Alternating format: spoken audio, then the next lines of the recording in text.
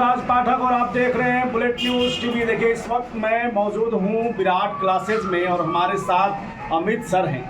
BPSC में जहां नौकरी लेने को लेकर के लाखों की संख्या में लोग पढ़ाई कर रहे हैं, बच्चे तैयारी करते हैं, कई कई सालों तक तैयारी करते हैं। लेकिन हमारे साथ अमित सर हैं, एक उदाहरण है कि इन्होंने बीपीएससी शिक्षक की नौकरी छोड़ दी इसलिए ताकि ये अपने ज्ञान को उन तमाम बच्चों तक पहुंचा सके जो इससे वंचित रह जाते हैं। अमित सर, पहले तो बहुत स्वागत है बुलेट न्यूज में। बहुत बहुत धन्यवाद आपका।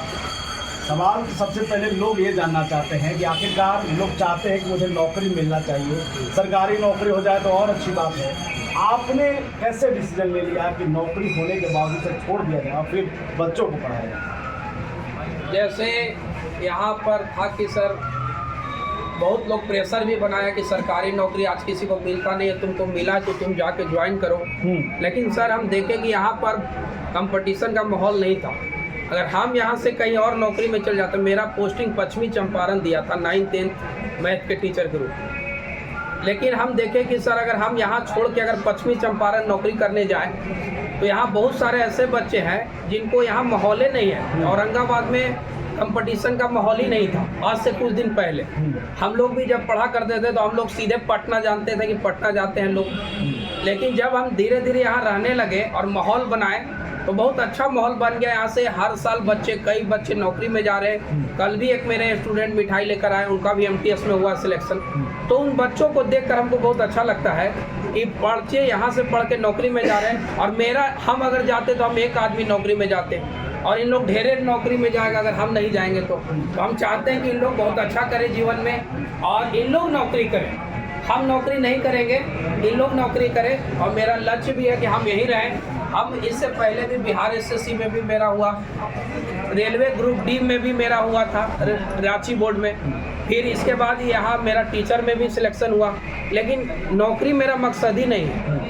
मेरा मकसद है बच्चों को पढ़ाना और बच्चों के लिए यहाँ हम लोग सब कुछ व्यवस्था रखे हुए हैं। बच्चे यहाँ से पढ़ते हैं, लाइब्रेरी भी है सामने, क्यूज की व्यवस्था है, सेट की व्यवस्था है। बच्चों को कहीं जाने की ज़रूरत नहीं है, सारा चीज़ हम लोग यहाँ उपलब्ध कराते हैं। और यही नतीजा हुआ कि हम नौकरी में नहीं गए ताकि बच्चे पढ़कर हमसे ज़्यादा अच्छे जगहों पर जाए, नौकरी ले और यहाँ के बच्चे बहुत अच्छा करें।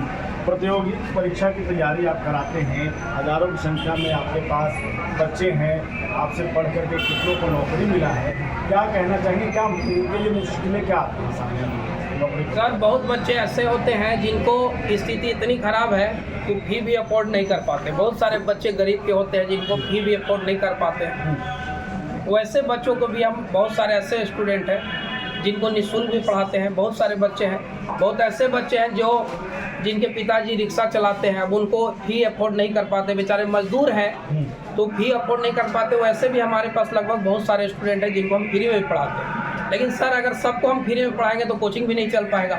और इतने बड़े यहाँ बहुत सारे 6 स्टाफ हैं, सबको चलाना, कोचिंग, लाइन, बिजली सब देखना पड़ता है। तो हम कोशिश करते हैं सर कि मिनिमम फी में, सबसे कम फी में बच्चों को पढ़ाएं। और हर बार हम लोग हर सप्ताह में टेस्ट लेते हैं। यहाँ बच्चे 1000-2000 में रह लेते हैं सर डेरा में। बच्चे 1000-2000 घर से मंगवाते हैं, चावल लेके आ जाते हैं, रूम रेंट 1400-1500 दे देते हैं, 500 में 1 महीना चला लेते हैं। बहुत कष्ट से बच्चे पढ़ते हैं और बच्चे इतना कष्ट से पढ़ने के बाद अगर सफल नहीं होंगे तो हमको भी दुख होगा, उनको भी दुख होगा। हम तो चाहते हैं कि बच्चे यहाँ से पढ़ के विभिन्न नौकरियों में जाएं, अच्छा कर ले। तो बस बच्चे अगर मेहनत करें तो मेरे तरफ से कोई कमी नहीं होता। कमी तो नहीं होगा सर, आप लगातार आवाज़ भी उठाएं क्योंकि आप लगातार हज़ारों की संख्या में बच्चों के सपनों को गढ़ रहे हैं। सवाल ये है कि जिस तरीके से वर्तमान सरकारों के द्वारा रोजगार को लेकर के, नौकरियों को लेकर के लाया जा रहा बहाली, उस पर क्या है? एज ए टीचर मैं ये समझना चाहूँगा कि इनके लिए जब वैकेंसी नहीं आता है तो क्या पीड़ा होती है?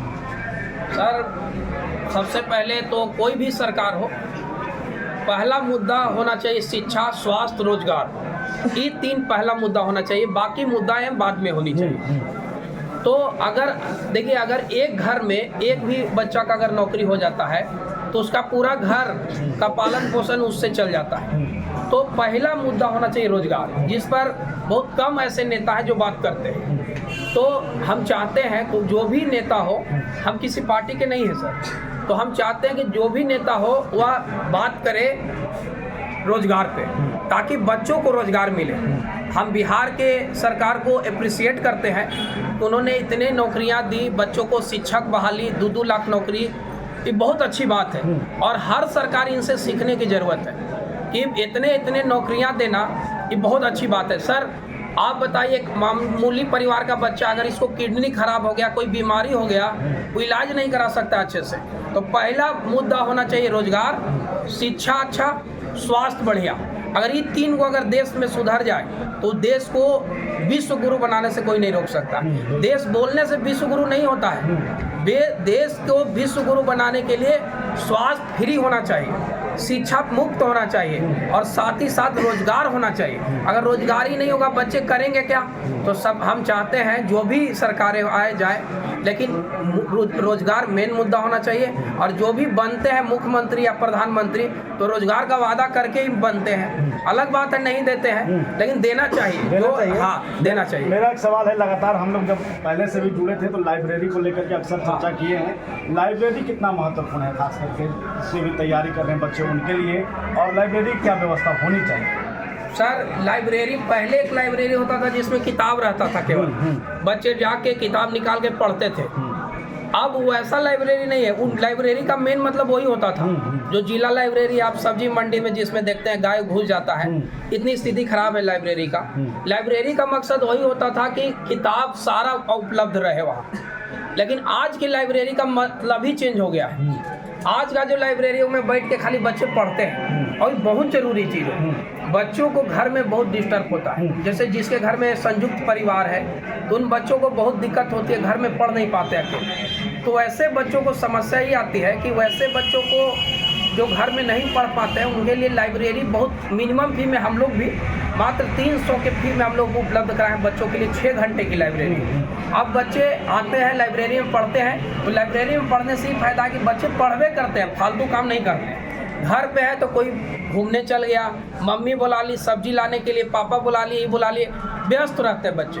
लाइब्रेरी में फ़ायदा ये है कि बच्चे लगातार 5 घंटा 6 घंटा मेहनत करते हैं, और मेहनत करेंगे तभी आगे बढ़ पाएंगे, देश बढ़ पाएगा, सफल होंगे। एक सवाल और आखिरी मेरा आपसे यही होगा, जितने भी बच्चे तैयारी करें, लाइब्रेरी के बारे में आपने कहा कि लाइब्रेरी होना चाहिए, पढ़ना चाहिए, लेकिन क्या जो किताबों से दूर हो रहे हैं बच्चे, किताब भी पढ़ना बहुत महत्वपूर्ण है इस समय में, आप जान रहे हैं इन चीज़ों को, तो उनके लिए क्या कहेंगे? जो तैयारी करें कंपटीशन की, उनको क्या सलाह देना चाहेंगे?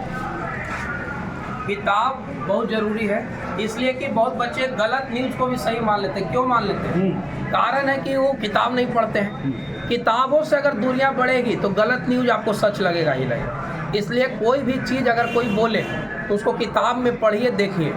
बच्चे को किताब पढ़ना बहुत ज़रूरी है। बच्चे आजकल मोबाइल से बहुत ज़्यादा, मोबाइल इतना खतरनाक हो गया आजकल के लिए। बच्चे 45 सेकंड में रील चेंज कर लेते हैं, 45 सेकंड में दूसरा रील, एक नहीं समझ आया 10-10 सेकंड में रील चेंज कर। तो बच्चे एक शिक्षक को पढ़ के 1 घंटा 1.5 घंटा क्लास में नहीं झेल पाते।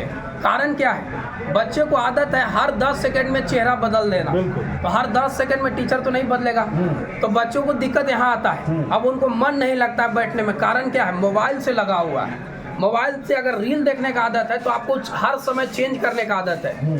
क्लास चेंज नहीं होगा हर 10 सेकंड में, वो 1 घंटे का चलता है। तो इसलिए बच्चों से रिक्वेस्ट है कि मोबाइल से बस पढ़ने का काम ही कीजिए, फालतू रील देखने का काम आप कीजिए जब फुर्सत में है, खाना खा रहे हैं, कहीं ट्रेवल कर रहे हैं तो कान में लगा के कर सकते हैं। लेकिन जब आप घर में बैठे हैं तो फालतू चीज़ों में टाइम ना बर्बाद करके पढ़ाई पर ध्यान दीजिए।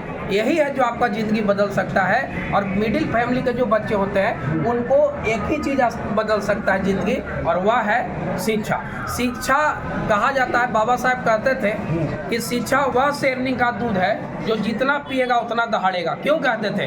वो तो विद्वान व्यक्ति रहे, वो इसलिए कहा करते थे क्योंकि शिक्षा ही है जो ज़िंदगी बदल सकता है, और कुछ नहीं बदल सकता। ज़िंदगी में आप अनमोल परिवर्तन अगर आप चाहते हैं तो बस एक ही रास्ता है, बढ़िया से पढ़िए, खूब मेहनत कीजिए, आगे बढ़ते रहिए। चलिए, कुछ और छात्र भी यहाँ पर हैं, लड़कियाँ हैं, उन लोगों से भी जानेंगे कि क्या परेशानी होती है, क्योंकि प्रतियोगी परीक्षा अपने आप एक बहुत बड़ा चैलेंज है। सबसे पहले तो ये मैं जानना चाहूँगा, नाम क्या है? रूपम, सवाल ये है रूपम कि कंपटीशन की तैयारी कर रही हैं आप। सबसे बड़ी मुश्किल ये है कि घर वालों का सपोर्ट नहीं मिलता कि बाहर नौकरी नहीं करेगी, नौकरी के लिए ही तो कर रही हो ना तैयारी। कैसे उन लोगों को जवाब देंगे? लोग कहते हैं कि यदि हम यहाँ बाहर जाकर पढ़ेंगे तो हमें जॉब हो जाएगी, तो हम आप लोग को मतलब हेल्प करेंगे, फ्यूचर में हमारे जो है भविष्य है बन जाएगी, हमारे आने वालों जो होगी लाइफ जो होगी सेटल हो जाएगी, सही हो जाएगी, मतलब जो अच्छे तरीक़ों से कटेगी। इसलिए पढ़ना जरूरी है, बाहर रहकर हम पढ़ सकते हैं, बाहर अपना खर्चा भी निकाल सकते हैं। और कुछ लोग हैं, क्या कहेंगे? क्या नाम है आपका? कंपटीशन तैयारी कर रही हैं आप, घर वालों का होता होगा कि ये सब क्या कर रही हो, ये सब तो कुछ होने वाला नहीं है ना? कैसे जवाब देती हो, क्या कहना चाहोगी? है सर, मेरे साथ तो ऐसा कभी कुछ नहीं रहा, मेरे फैमिली वाले सपोर्ट करते हैं, बट किसी किसी का होता है तो सब होता है, तो सबके अलग अलग है, कोई चाहते हैं पढ़े, कोई चाहते लोग क्या जवाब देना चाहिए? सवाल ये है ना कि लड़की लोग अब बाहर नहीं निकल सकती, अभी भी वही सोच है कहीं ना कहीं हम लोग जिस क्षेत्र में अभी रह रहे हैं, है कि नहीं? पहले तो लड़की लोग का अपना फ्यूचर देखना चाहिए, किसी पे डिपेंड नहीं रहना चाहिए, अपने पैर पे खुद खड़ा रहना चाहिए कि वो कुछ करे दिखाए। और हाँ, और जैसा है कि हम यहाँ पे आते हैं पढ़ने, यहाँ पे सर एक जैसे पेड़ को बड़ा किया जाता है वैसे सर हम लोग को एकदम नीचे से एकदम मतलब खड़ा करते हैं, और सर का बहुत सपोर्ट रहता है हम लोग पे। और सर बोले कि हम मतलब जो मतलब एफर्ट नहीं कर सकते हैं स्टूडेंट लोग की, मतलब पैसा वैसा का कुछ भी, तो सर का ये कहना सही है कि सर बहुत मतलब बढ़ावा देते हैं। ऐसा है कि सर फ्री में भी पढ़ाते हैं। फ्री में पढ़ाते हैं सर? मतलब हाँ, मतलब जो और कुछ लोगों से और ले लेते हैं सर। मिल ही गया। क्या नाम है आपका? हाँ, नंदिनी कुमारी। पहले तो सर के बारे में जान लेते हैं, सर के फ्री में पढ़ाते हैं कुछ लोगों को, बच्चों को जो जिनके पास नहीं है। कैसा पढ़ाई होता है यहाँ पर? समझ में आता है सर? ये सब बहुत समझ में आता है, मेरे लिए बहुत सुविधा है यहाँ सुविधा है। कंपटीशन तैयारी क्यों कर रही हैं यहाँ? क्यों तैयारी कर रही हैं? नौकरी के लिए? क्या जॉब करना है? झारखंड पुलिस में जाएंगे? घर वालों का नहीं, अगल बगल की कहते हैं पुलिस में जाएगी लड़की, फोटो के बदनाम करेगी। नहीं, ऐसे मेरे घर वाले तो नहीं बोलते हैं, अगल बगल को बोलना ये काम, अगल बगल बोलना काम है, उनको नहीं सुनना है, नहीं है ना? चलिए, तो ये कुछ लड़कियां हैं कंपटीशन की तैयारी कर रही हैं और जवाब दे रही हैं। क्या कुछ लड़के हैं? क्या नाम है? तैयारी कर रहे हैं, क्या कहेंगे? पहले तो यहाँ के बारे में बताइए, कैसा पढ़ाई होता है? सब कह रहे हैं कि फ्री में भी पढ़ाते हैं, सब जो कह रहे हैं वो बहुत सही है सर, कुछ बच्चों को फ्री में पढ़ाते हैं, पढ़ाई समझ में आता है? अच्छा, बहुत अच्छा से समझ में आता है। क्या बनना है, क्या लक्ष्य है? लक्ष्य तो सर कंपटीशन का तैयारी है। क्या बनना क्या है, क्या सोचे हो कि बनेंगे, या बस सिर्फ पढ़ना है? पढ़ते पढ़ते तो कुछ लेना है ना सर। हाँ, फॉर्म वगैरह भरे हो अभी? फॉर्म भी एक बड़ा समस्या है कि फॉर्म आता ही नहीं है समय पर, तो क्या भरा जाए? क्या नाम है? कहाँ से आते हैं, क्या कहाँ घर है? यहाँ पर कैसा पढ़ाई होता है यहाँ पर? समझ आता है सर? किस चीज़ की तैयारी कर रहे हो, क्या बनना है?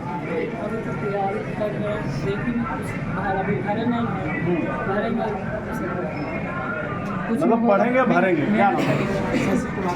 क्या कहेंगे, क्या बनना है, क्या लक्ष्य है? लक्ष्य SSCGD बताना है। SSCGD? अच्छा, क्या लग रहा है कि इस वक्त जो चल रहा है, नौकरी लेकर के क्या कुछ बदलाव हो सकता है जीवन में? परिवार वालों की तरफ से क्या कुछ बदलाव हो सकता है, बहुत कुछ बदलाव हो सकता है, अच्छा जीवन कट सकता है। घर वाले का सपोर्ट मिलता है? सपोर्ट मिलता है, बहुत बड़ी सपोर्ट मिलता है। कहते नहीं टाइम पास खाली करते रहता है, मोबाइल चलाते रहता है हम लोग, कुछ नहीं बोलते ऐसा? तो क्या नाम है? अभिषेक कुमार तिवारी। अभिषेक जी, कैसा तैयारी चल रहा है यहाँ पर? सर यहाँ पे औरंगाबाद अमित सर के पास है, बहुत अच्छा मेरा प्रिपरेशन है। प्लस पॉइंट अमित सर और सुरेंद्र सर है, जो बहुत अच्छे मैथ से बहुत अच्छे जैसे समझ आते हैं, जो मुझे समझ में पहले मैं उनका फोकस नहीं करता, जब से यहाँ पे मैं पढ़ रहा हूँ बहुत अच्छा अच्छा हो रहा है।